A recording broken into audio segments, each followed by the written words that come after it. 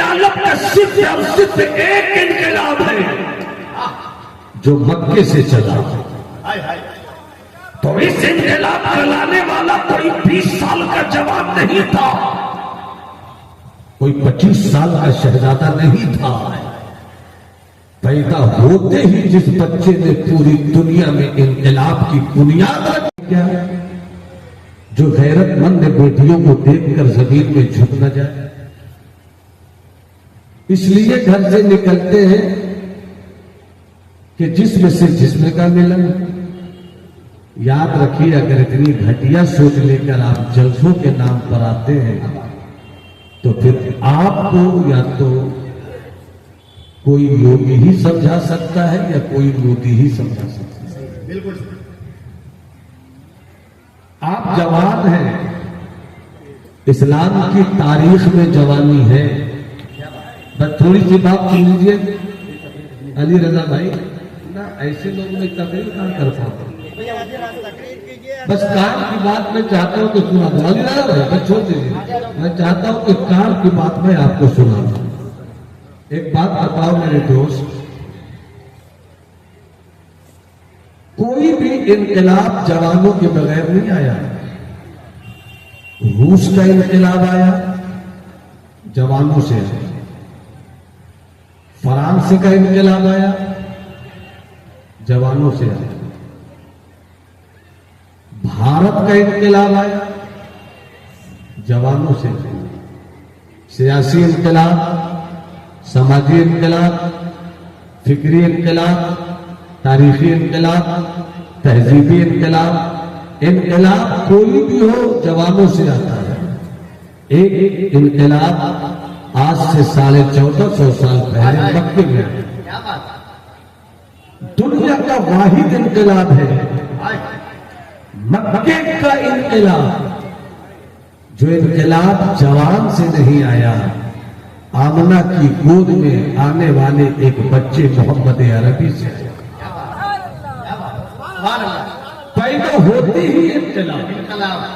बोलते रहिए, जोर से बोलिए। सब बोल देंगे, थोड़ी देर में बोल देंगे इंशाअल्लाह। पैदा होते ही इनकलाब। भाई साहब तो सुन लीजिए, पैदा होते ही इनकलाब। पैदा हुए, अब्दुल्लाह का बेटा है, अब्दुल मुत्तलिब का पोता है। आमना की आमना के शिकबे विलायत से आए। आते ही सबसे पहले मोहम्मद अरबी ने क्या किया?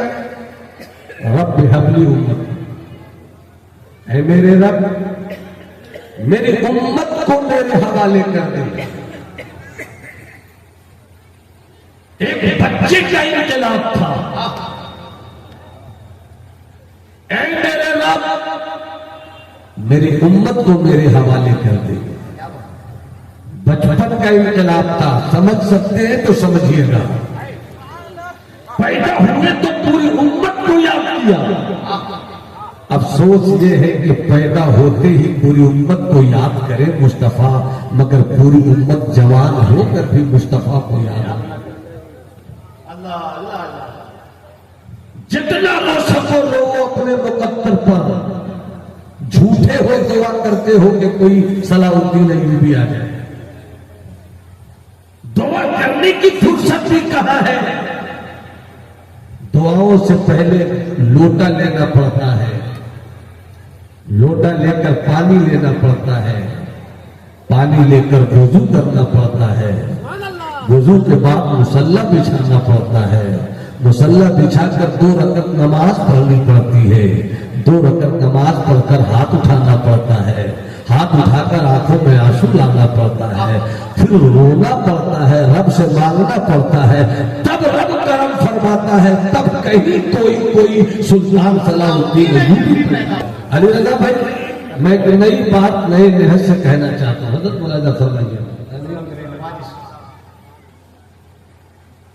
तारीख़ आलम का सिर्फ और सिर्फ एक इनकलाब है जो मक्के से चला। तो इस इनकलाब चलाने वाला कोई 20 साल का जवान नहीं था, कोई 25 साल का शहजादा नहीं था। पैदा होते ही जिस बच्चे ने पूरी दुनिया में इनकलाब की बुनियाद रखी, तो ये इनकलाब नहीं कि मुझको समाजी इनकलाब लाना है, सियासी इनकलाब लाना है, बल्कि सिर्फ एक इनकलाब था कि मुझको रब से मिलाने वाला इनकलाब लाना है। और दुआ किया, रब पे हबली उम्मती, ऐ मेरे रब मेरी उम्मत को मेरे हवाले कर दे। अली की तरफ दुआओं के साथ मेरी उम्मत को मेरे हवाले कर दे। एक बात जवानों, बच्चों, बूढ़ों, बुजुर्गों सब कहना, सरकार ने सबसे पहले ये दुआ कब की? पैदा होने के। कब की? पैदा होने के बाद। और नबूवत का ऐलान किया 40 साल के बाद। पैदाइश से लेकर 40 साल तक, इस 40 साल तक में सिर्फ पैदा होने के बाद रब हबली उम्मती कहा। 10 साल की उम्र में कभी नहीं कहा, 20 साल की उम्र में नहीं कहा, 25 साल की करियर जवानी कभी नहीं कहा। 40 साल तक मुस्तफा ने नबूवत के ऐलान के बगैर जिंदगी गुजारी, मगर सिर्फ पैदा होने के फौरन बाद कहा रब हबली उम्मती, फिर कभी नहीं कहा। क्यों? उसकी सीधी सी वजह थी, ऐलान कर दिया कि देख मैं नबी हूं। क्या बात? देख मैं नबी हूं। और 40 साल चुप रहे। अब मेरा किरदार बोलेगा मैं नबी हूं, क्या बात? अब मेरा कैरेक्टर बोलेगा मैं नबी हूं, अब मेरी आवाज बोलेगी मैं नबी हूं, मेरी तिजारत बोलेगी मैं नबी हूं, मेरा सफर बोलेगा मैं नबी हूं, मेरा हजर बोलेगा मैं नबी हूं। सैयदा फातिमा, सैयदा खदीजतुल कुबरा से शादी का तरीका बोलेगा मैं नबी हूं। तवज्जो चाहो, 40 साल तक मुस्तफा चुप रहे, किरदार बोलता रहा, मोहम्मद का जवाब नहीं। अदा बोलती रही, मोहम्मद का जवाब नहीं। बचपन बोलता रहा, मोहम्मद का जवाब नहीं। लड़कपन बोलता रहा, मोहम्मद का जवाब नहीं। 25 साल की करियर जवानी बोलती रही, मोहम्मद का जवाब नहीं। 35 साल का बावकार जिंदगी का लहजा बोलता रहा, मेरा जवाब नहीं। 40 साल की अदा बोलती रही, मेरा लाजवाब नहीं। 40 साल के बाद नबूवत का ऐलान किया, यही से क्लियर हो गया कि जो ऐलान नबूवत से पहले इतना लाजवाब रहा होगा, वो नबूवत के ऐलान के बाद क्या नारे तकबीर, नारे रिसालत, शहजादे हुजूर बखारे मिल्लत। यहाँ पर 2 शेर मेरे बचपन का शेर है, मैं उसको सुनाना चाहता हूँ। 2 शेर है, इस 2 शेर में मेरी पूरी तकरीर आप समझेंगे और इस 2 शेर को आप अपनी जिंदगी में उतारने की कोशिश कीजिए। ऐ मेरी चश्मे नम बरसती रहे, ऐ मेरी चश्मे नम, ऐ मेरी चश्मे नम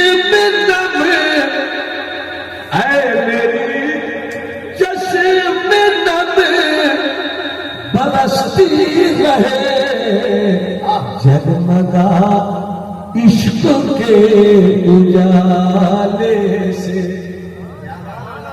और दोनों आलम में लोग पहचाने, दोनों आलम में लोग पहचाने, तुझको सरकार के हवाले। इनकलाब कभी भी बच्चों से नहीं आया, इनकलाब जवानों से आया। क्या बात? इनकलाब जवानों से आया।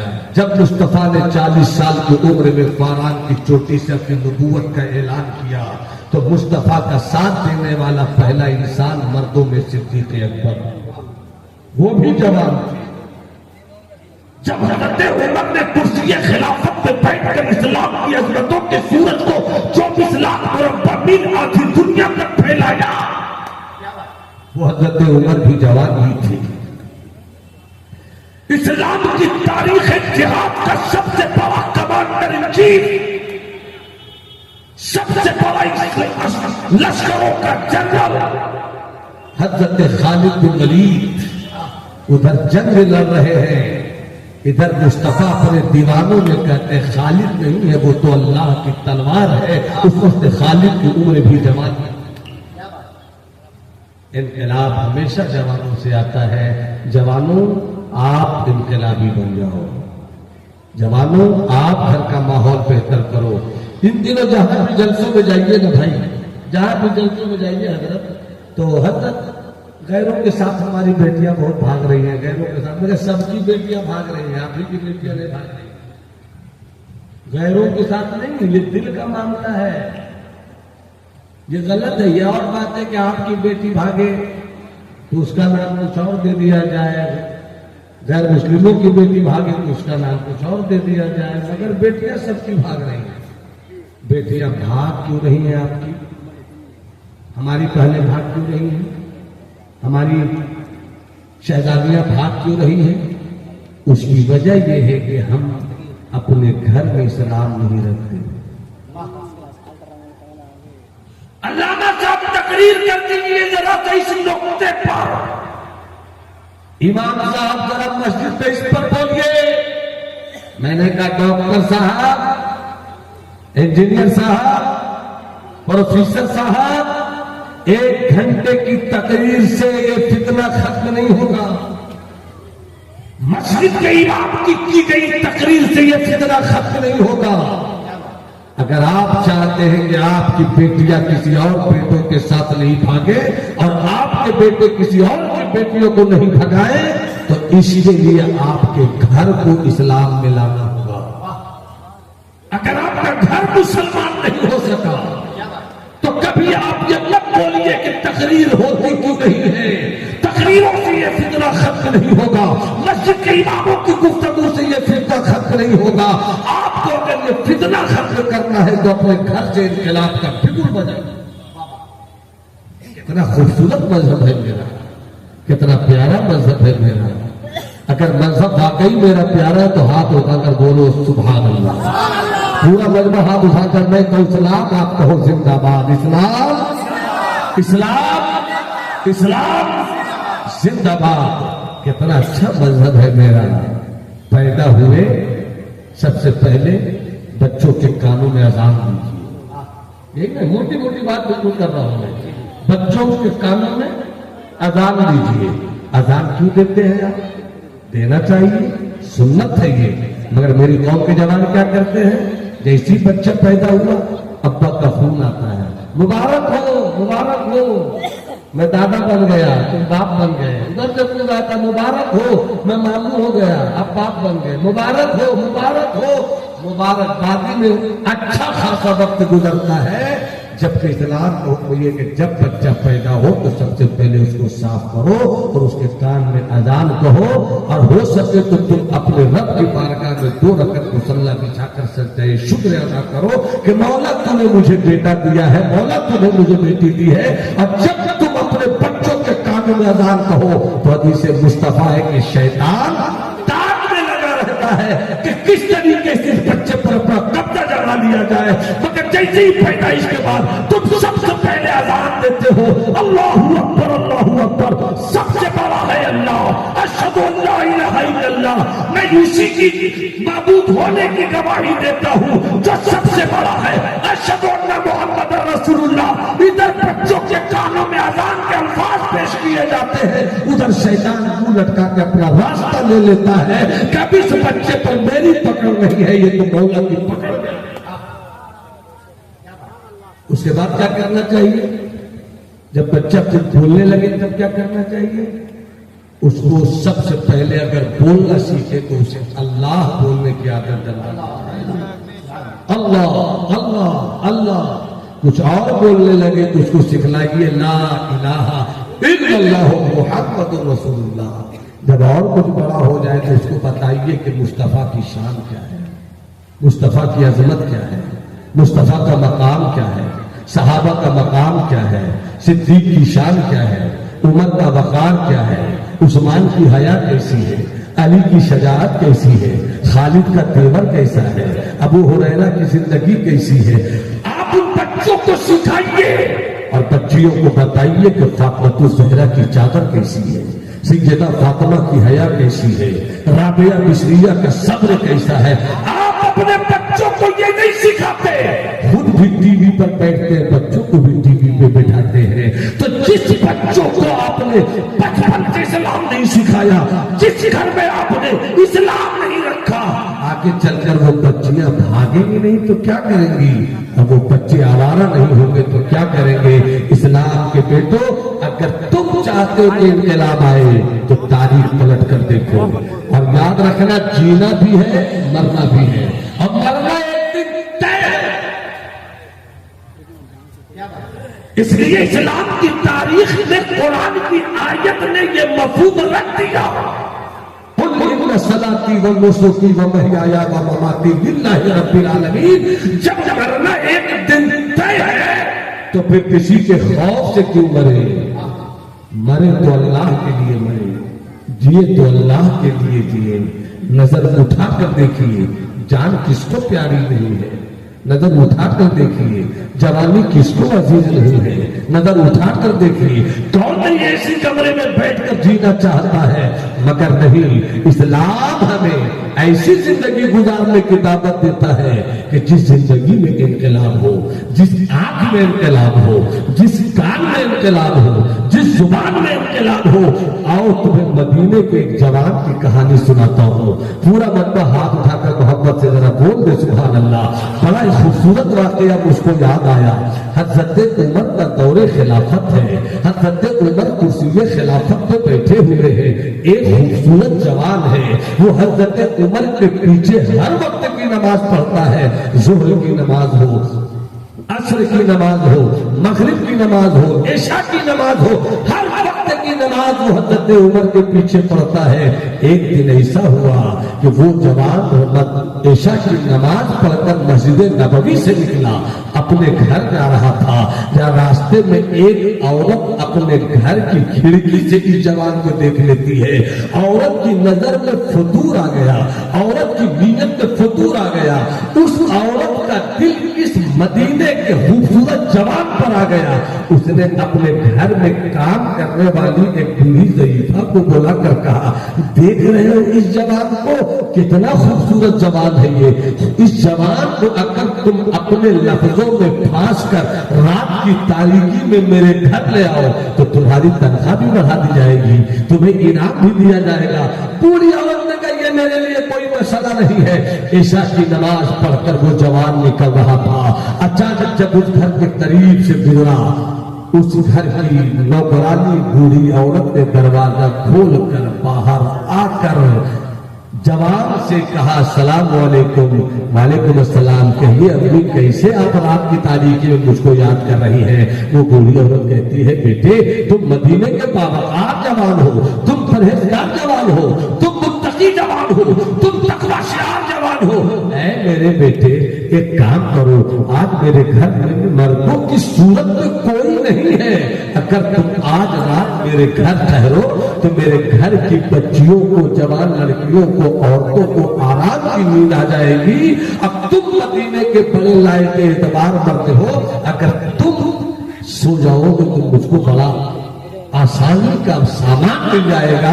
उस जवान ने सोचा कि सोना तो घर में भी है, सोना यहाँ भी है, अगर हम यहाँ सोते हैं तो मेरे सोने की बुनियाद पर किसी घर वाले को चैन मिल जाए, इससे बड़ी चीज और क्या हो सकती है। वो चले गए अंदर। जैसे जवान अंदर गया, वो औरत जिसका दिल इस हसीन जवान मर्द पे आया था, वो अपने कमरे में चुपके से बैठी थी।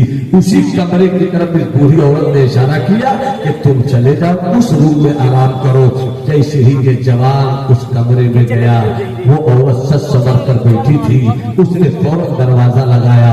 दरवाजा लगाकर कहती है, ये जवान मुझको तुझसे मोहब्बत हो गई है, मैं चाहती हूँ कि तुम मेरे साथ आज एक बिस्तर पे सो जाओ, तुम आज रात मेरे साथ एक बिस्तर पे आराम करो और मेरी हुस्न की दौलत से तुम खेलो, मैं तुम्हारे इश्क के बाजुओं में मुस्कुराती रहूं। जवान ने ये सुनकर तड़प कर आंखों में आंसू लेकर कहा, ए इस्लाम की बेटी, बेटी मुझसे ये गुनाह मत करवाओ। ए इस्लाम की बेटी, मैं इस काम के लिए पैदा नहीं हुआ हूँ, खुदारा मुझको छोड़ दो, खुदारा मुझको बख्श दो। मगर वो औरत कहती है सोच लो, अगर तुमने मेरी ख्वाहिश की तकमील नहीं की, अगर तुमने मेरा काम नहीं किया, तो फिर याद रखो मैं शोर मचा दूंगी। और जब शोर मचाऊंगी तो पूरा मदीना जाग जाएगा, और जब पूरा मदीना जाग जाएगा तो मैं कहूंगी ये जिसे लोग नमाजी कहते हैं, ये जवान जिसे लोग परहेजगार कहते हैं, ये जवान जिसे लोग तकवा शियार कहते हैं, इस जवान ने रात की तन्हाई में मेरे घर को मर्दों से खाली पाकर दाखिल होकर मेरी इज्जत पे डाका डालने की कोशिश की है। याद रखो तुम्हारे तकवे की बात लग जाएगी, तुम्हारी परहेजगारी खत्म हो जाएगी, तुम तो बदनाम हो जाओगे, रुसवा हो जाओगे। जवान ने थोड़ी देर के लिए सोचा बड़ा अच्छा बदनाम बुरा, अगर बदनाम होगा तो बाप के सामने मैं कौन सा चेहरा लेकर जाऊंगा, माँ के सामने मैं कौन सा चेहरा लेकर जाऊंगा, मदीने की गलियों में मैं किस चेहरे के साथ टकराऊंगा। ये सोचता हुआ उसने कहा चलो मैं तो जान कुछ कर ये गुनाह नहीं कर रहा हूँ, मेरी मजबूरी है। वो जवान तैयार हो गया और तैयार होकर उसने सोचा कि अब हम मोहब्बत का आगाज करें। मोहब्बत का आगाज किया।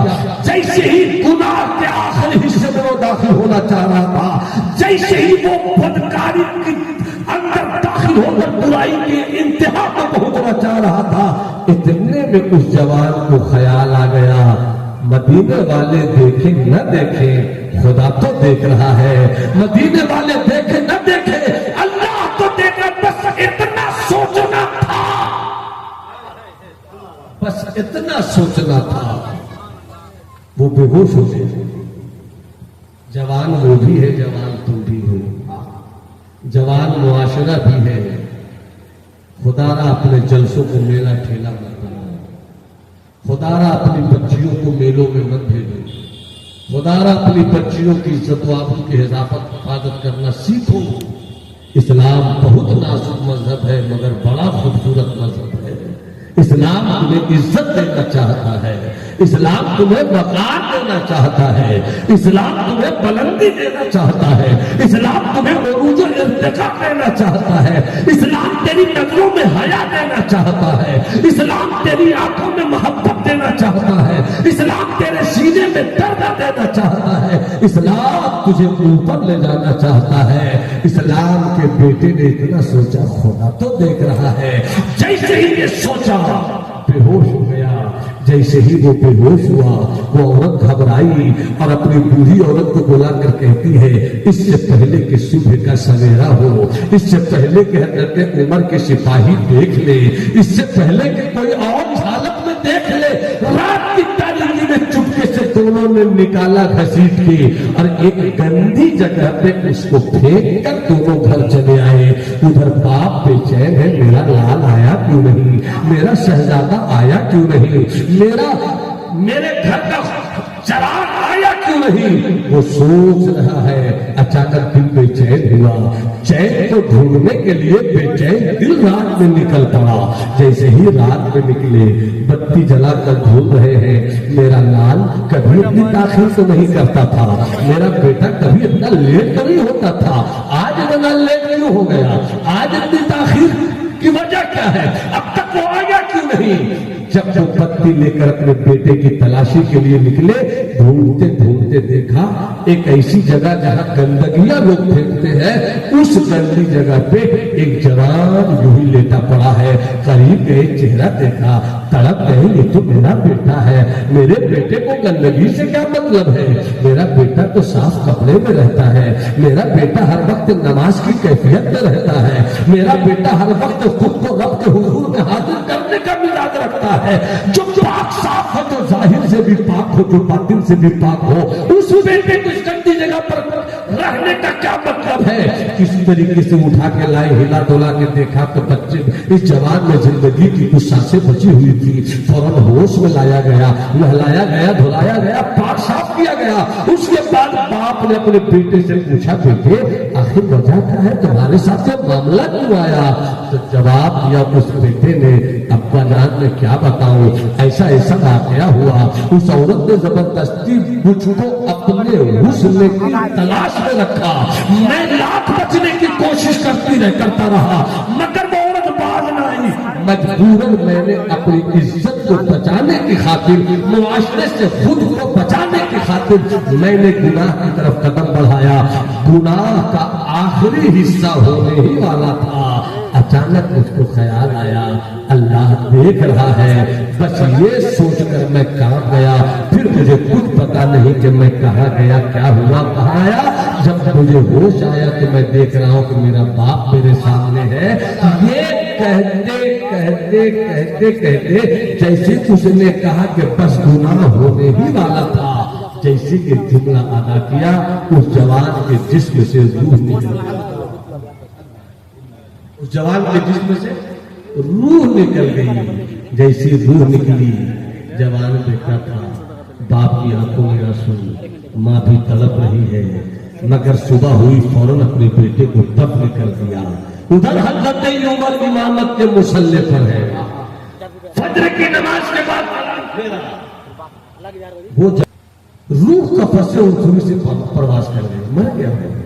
हजरत उमर फजर की नमाज पढ़कर देखते हैं वो जवान नहीं, जोहर की नमाज पढ़कर देखते हैं वो जवान नहीं, असर मगरिब इशा की नमाज पढ़कर देखते हैं वो जवान नहीं है।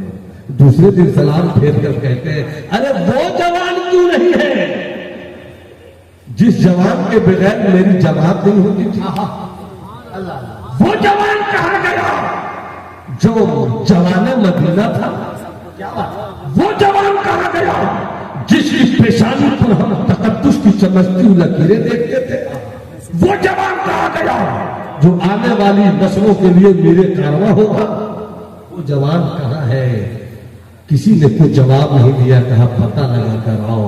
जोहर की नमाज में जब पता लगा कर कोई आने वाला आया तो आंखों में आंसू है, रोकर कहता है सरकार वो जवाने मदीना इंतकाल कर गए। हजरत उमर वो जवान दुनिया छोड़ गया।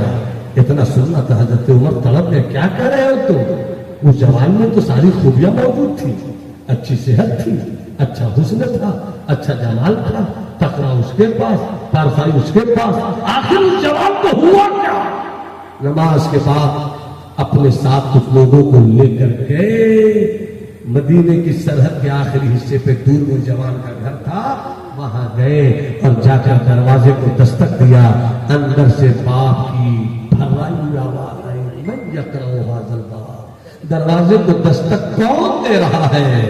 हजरत उमर ने फरमाया उमर। इतना कहना था जवान के बाप ने दरवाजा खोला, आंखें भीगी थी, पोंछ लिया, फिर दरवाजा खोला और सामने आकर सलाम वालेकुम वालेकुम सलाम, आइए खलीफा अंदर आइए, आइए आका उमर अंदर आइए। हजरत उमर कहते अंदर तो मैं आ जाऊंगा, मगर ये बताओ मेरा शहजादा कहाँ, ये बताओ वो जवान कहाँ है। इतना सुनना था बाप की आंखों में आंसू आ गए, इंतकाल कर गए। क्या इंतकाल कैसे कर गए, क्या हुआ था उनको। पूरी कहानी सुनाई। पूरी कहानी के सुनने के बाद हजरत उमर ने फरमाया जरा उसको उस जवान की कब्र पे ले चलो। जैसी हजरत उमर उस कब्र की पहुंचे, अस्सलाम वालेकुम वालेकुम सलाम कहकर हजरत उमर फरमाते एक कब्र वाले जवान, रब का वादा है लिमन खाफा मकामा रब्बिही जन्नतान फबिअय्यि आलाई रब्बिकुमा तुकद्दिबान। ए जवान बोल, रब का वादा है कुरान में सूरह रहमान में कि जो अपने आप को रब के खौफ में रखे उसके लिए दो दो जन्नत है, एक जन्नत नहीं दो दो जन्नत है। बोल, तू जो मौत से गले मिल गया, खौफे इलाही की बुनियाद पर तू गले मिला है, रब के खौफ की बुनियाद पर तूने मौत को गले लगाया है। रब का वादा है तो उसका खौफ लेकर रहता है, उसे एक जन्नत नहीं दो दो जन्नत मिलती है। बोल, तेरे साथ कितनी जन्नत है। तो कब्र के अंदर से आवाज आई अमीरुल मोमिनीन, आपका आना मेरी कब्र पे मुबारक हो। रब ने अपना वादा सच्चा कर दिया है। मैं अपनी कब्र में एक जन्नत नहीं बल्कि दो दो जन्नत की खुशबू है। नारे तकबीर, नारे रिसालत, तालीमात इस्लाम, पैगाम इस्लाम, तारीख इस्लाम, अजमत इस्लाम, अजमत मुस्तफा कॉन्फ्रेंस शहजाद